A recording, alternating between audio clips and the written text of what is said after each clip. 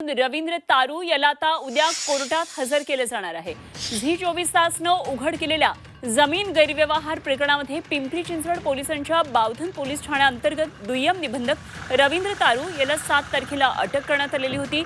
पौड न्यायालयामध्ये 8 तारखेला हजर केल्यानंतर त्याला 8 दिवसांची पोलीस कोठडी सुनावण्यात आली होती।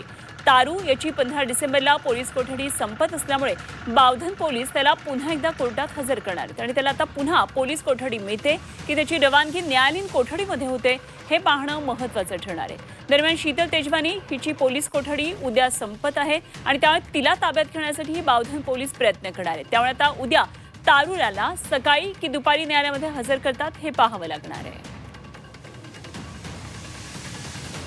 पुण्यातल्या जमीन गैरव्यवहार प्रकरणामध्ये महत्त्वाची ही अपडेट आहे। त्यामुळे उद्याच्या या सर्व घडामोडींकडे झी 24 तासचं लक्ष असणार आहे। तारूला उद्या कोर्टात हजर केलं जाणार आहे।